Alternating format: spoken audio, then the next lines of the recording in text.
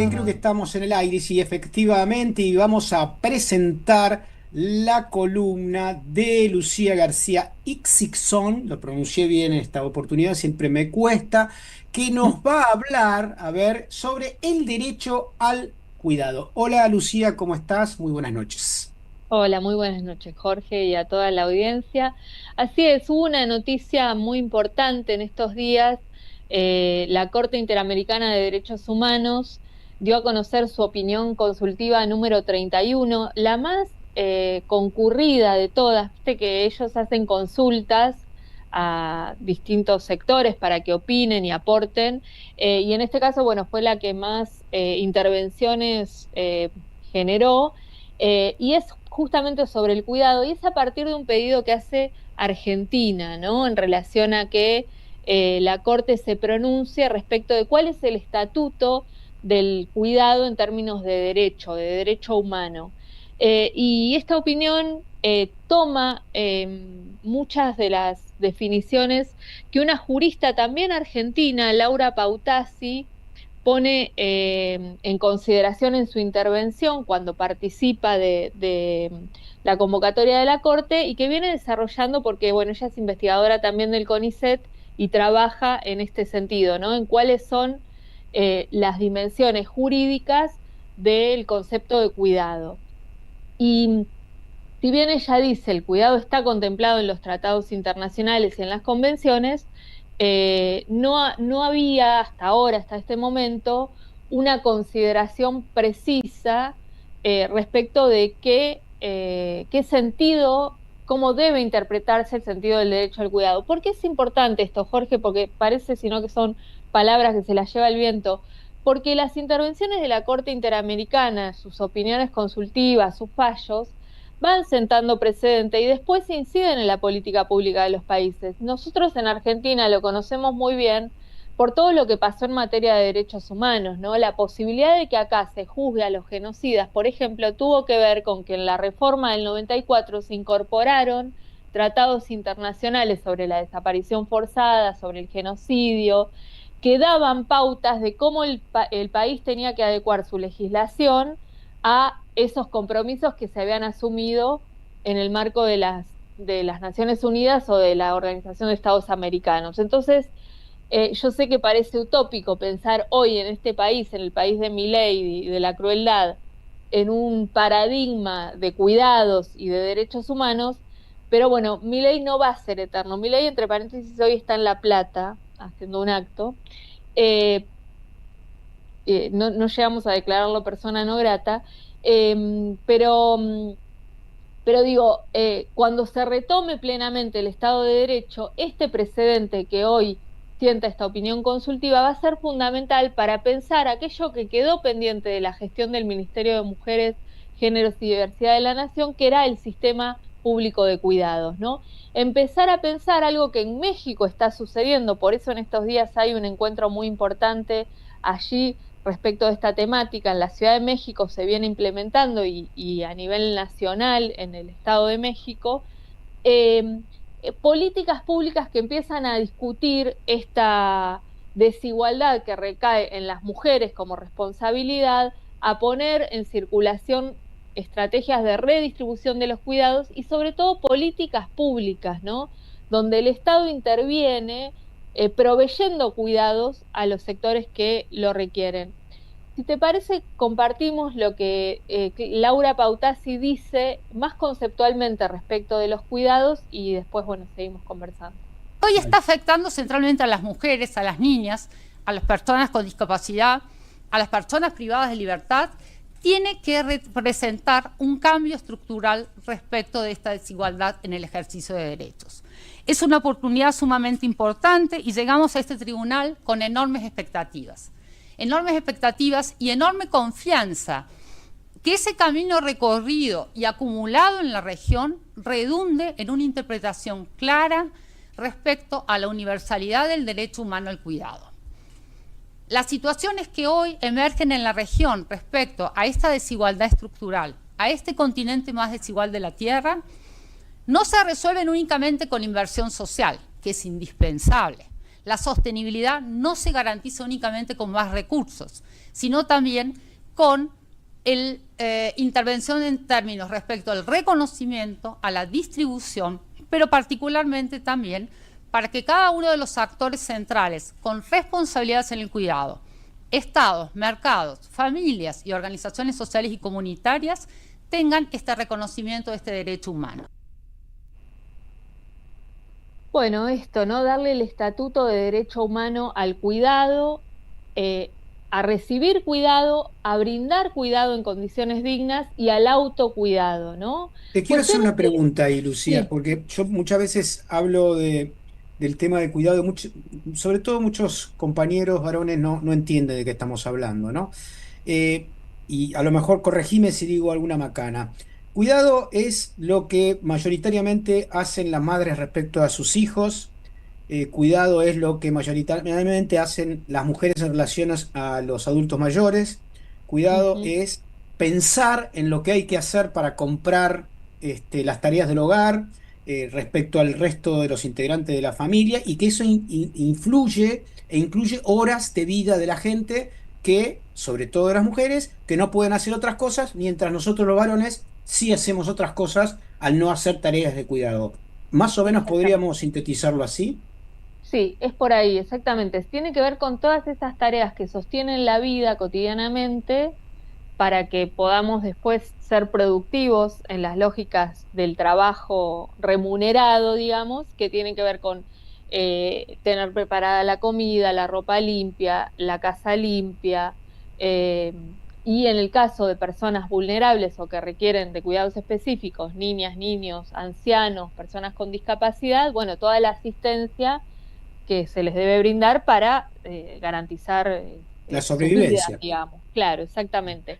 Y como vos decís, hay algo del orden de también la carga mental que implican los cuidados, porque no es solamente la acción concreta de ir a hacer las compras y cocinar, sino tener en la cabeza en esa La jornada que es planificación, necesario, ¿no? exacto.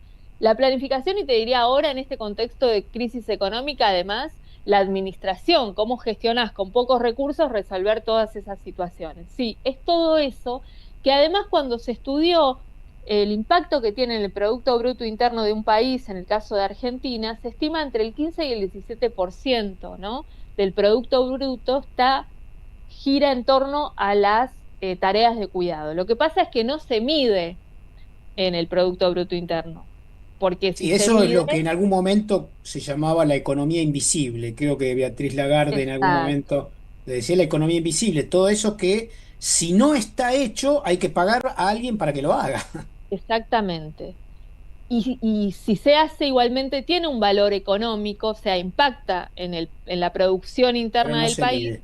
pero no es reconocido, no se mide. Y la otra dimensión que vos también traías recién en tu comentario es el uso del tiempo, ¿no? ¿Cuánto tiempo nos insume a las mujeres ocuparnos de esas tareas y cuánto a los varones? Las encuestas del uso del tiempo que las hace el INDEC dan que siempre las mujeres estamos por encima, alrededor de ahora unas 6 horas le dedicamos diariamente y los varones unas 3, 4 horas. Va creciendo igualmente cómo se involucran los varones en estas tareas, pero sigue habiendo una brecha de género también importante que después impacta en las trayectorias laborales, porque entonces si vos le dedicas más tiempo al cuidado, le dedicas menos tiempo a tu desarrollo profesional.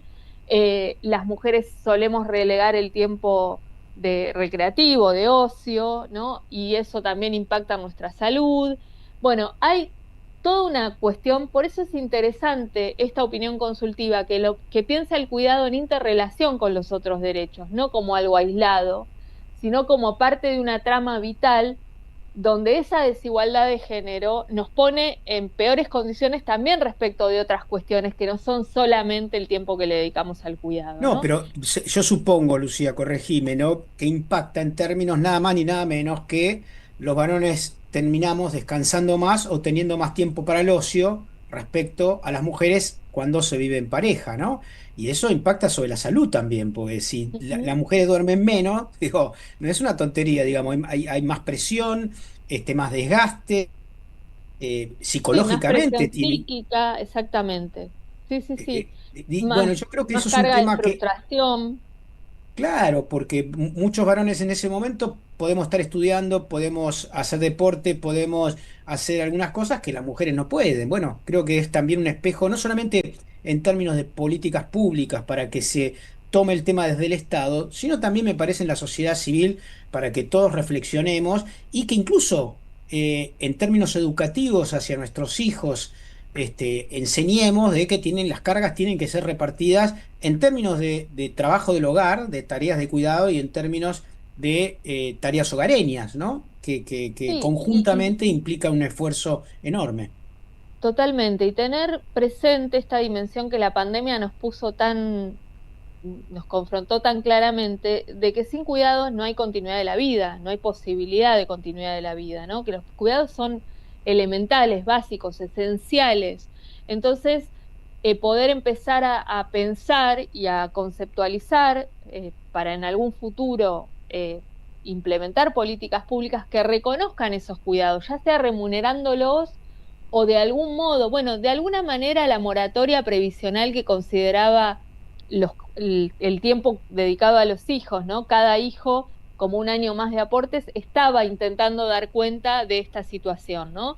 Bueno, hay infinidad de políticas públicas que pueden pensarse en relación a esto, que tienen que ver con, por ejemplo, recuerdo la Asociación de Astronomía tiene un modo de ordenar la carrera profesional donde contempla la etapa en la que las mujeres están, eh, digamos, ejerciendo su maternidad, teniendo hijos y cuidándolos ese primer año, primeros 2 años, de manera tal que no queden en disparidad después con los varones en términos de lo que es la carrera de investigación y del desarrollo académico, ¿no? Entonces digo, hay muchos mecanismos que se pueden implementar para que esa desigualdad que a veces no hemos encontrado socialmente todavía cómo paliar, bueno, no se traduzca a todos los otros planos de la vida, ¿no? Y por otra parte, empezar a discutir y a pensar socialmente cómo esas tareas tan desvalorizadas empiezan a tener algún modo de reconocimiento social. Sí, Que yo, ya te yo digo, sumaría a hay un eso, debate en el Lucy. feminismo si eso es la remuneración o no, ¿no? Hay toda una línea feminista que plantea no es amor, es trabajo no pago. Hay otras que dicen, bueno, no, pero también está el aspecto de por medio y entonces, ¿cómo? Digo, en los vínculos familiares, ¿no? Particularmente. Bueno, ¿cómo pensamos y conceptualizamos esto para que no nos deje siempre en una situación de desigualdad, bueno, hay muchos fallos en divorcios que reconocen, ¿no? El rol de la mujer que se quedó cuidando a los hijos y en el hogar como también una parte constitutiva de la trayectoria que pudo hacer ese varón. Y entonces, a la hora de la división de bienes, se contempla esta situación. Está empezando, digo, eso a moverse hace un tiempo, pero bueno, todavía hay mucho por trabajar. Recuerdo una normativa que leí hace un tiempo, si no me equivoco, creo que era de Noruega, respecto a que si había una